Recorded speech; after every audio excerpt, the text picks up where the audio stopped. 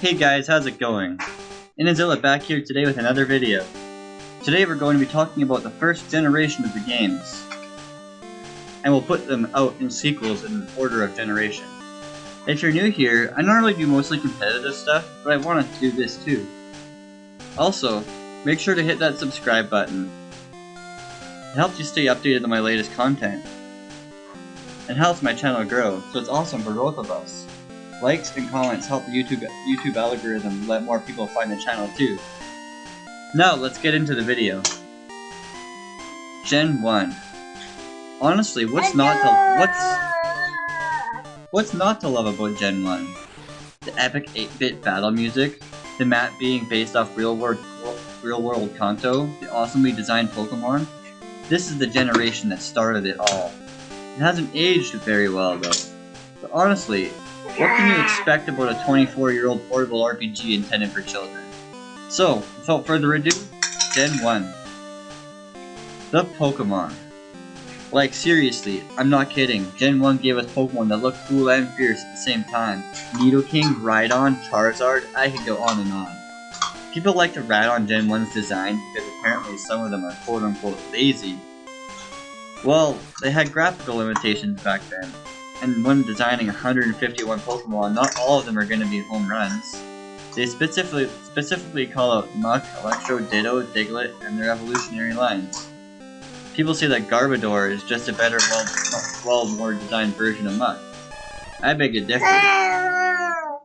Muk has a much more clean and simple design without oversimplifying it. Those people tend to forget that trash Pokemon like Milcery, Aromatisse, Vanillux, and Magmortar exist. I'm a bit of a Magmar fan. The legendary birds are, well, they're okay. Compared to the majority of the decks, they're pretty powerful. The problem with them is that you can play through the whole game and not know they exist. Who wanted to venture all the way into the Seafoam Islands? That cave sucks butthole. Zapdos is out of the way in the power plant, and a lot of players easily missed out on Moltres, because Moltres is in Victory Road. Most players just wanted to get through Victory Road because it's a difficult place to traverse for the first time. I know I missed all of them in my first playthroughs of Yellow.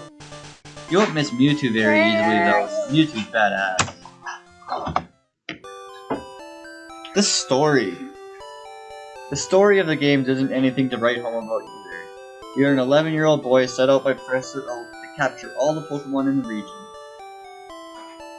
Along the way, you decide to take on the Pokemon League Challenge. There's a mafia-like gang that steals Pokemon and exploits them for profit. You stop this mafia-like gang like the 11-year-old badass you are. You smash all the gym leaders and take on the Elite Four, crush them and beat down your rival and become champion yourself. All while forgetting to capture all the Pokemon along the way. It's nice, simple, and unforgettable. Just the way a Game Boy game from the 90s should be. The music. For a Game Boy game from the 90s, the Gen 1 games have incredible music.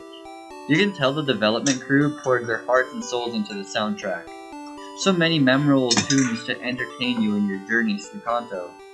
The Gym Leader theme.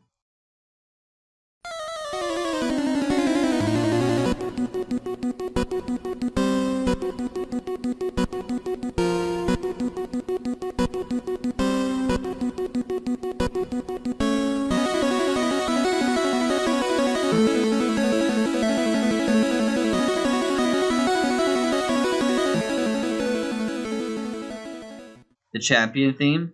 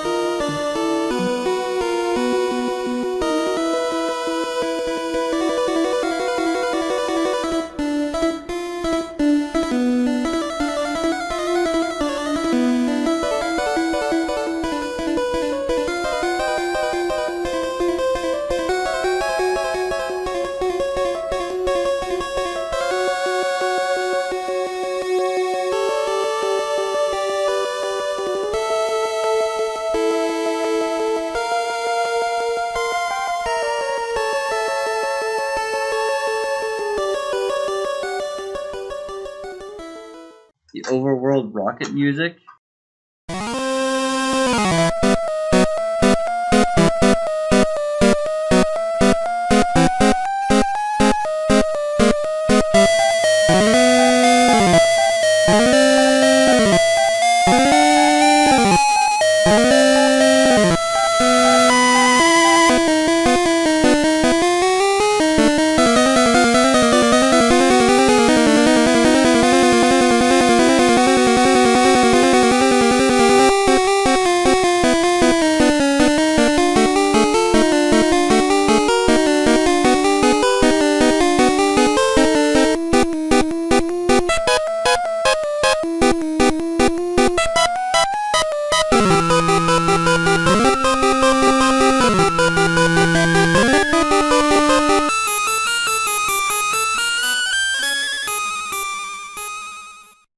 Lavender Town.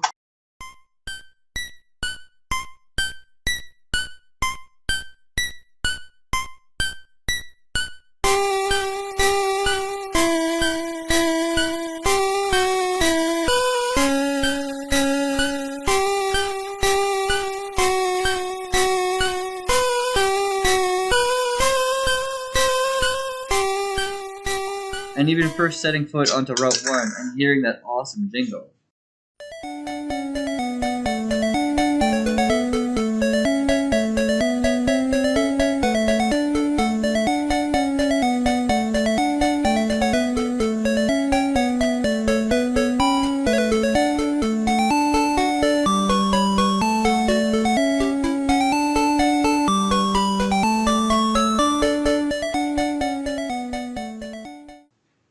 Probably my favorite track from this game is the Champion theme. It's a perfect tune for a final battle. They even remixed it for VGC World Championship battles. The remix from Gen 5 is actually really good, but that's a topic for the Gen 5 video. Gen 1 isn't defined by its music, but it's awesome for what it is. The map. Kanto is a cool design. It's based off of real world Kanto, you know, where Tokyo is located. Also, where Initial D is based. Okay, that's off topic. Free internet cookies for anyone who actually knows what that is. At first it appears pretty linear. You go up north of Pewter, head east through Mount Moon to Cerulean, then you beat Misty, but after that the map opens up quite a bit. You head south to Vermilion and get cut, and now the whole world's free. You can practically do whatever the heck you want until you get served. Future games take this freedom and hold your hands too much. If you're a kid and you've never played a Gen 1 game, it can be kinda confusing. Maybe that's why they're guiding you through recently. But that's a story for a different video. There's a place called the Safari Zone. Here's where you can catch lots of cool rare Pokemon. It's a cool feature, although I was never really into it. Just went there to get the gold teeth and surf. The glitches. The games haven't aged well, no. It's glitchy as hell. You can miss 100% accurate attacks 1 in 256 times. If you have the correct badge, stat changing moves like agility will boost other stats by 12.5% as well. This has become known as a badge boost glitch. See JRose11's channel for details on that. You can manipulate the RNG to make Pokemon appear, or so I hear. There's the infamous Mew glitch. Missing No exists. Focus energy actually reduces your crit chance. I could go on and on. The thing about these glitches though, is you need to exploit them yourself. None of them are game breaking. People rat on Gen 1 by saying they're awful glitchy messes, but really they're not. You can, and you will do entire playthroughs without ever noticing anything wrong. Except the 1 in 256 glitch will bite you in the butt sometimes. The first gen games are masterpieces, and you honestly can't argue otherwise. It's not my favorite generation by any means. But without Gen 1, we wouldn't have our beloved franchise at all, now would we? Pokmania. When Pokemon first arrived on North American soil, we went absolutely crazy. I'm not kidding. Kids across the world went crazy for Pokemon. The anime was insanely popular. There were Chinese knockoff toys everywhere.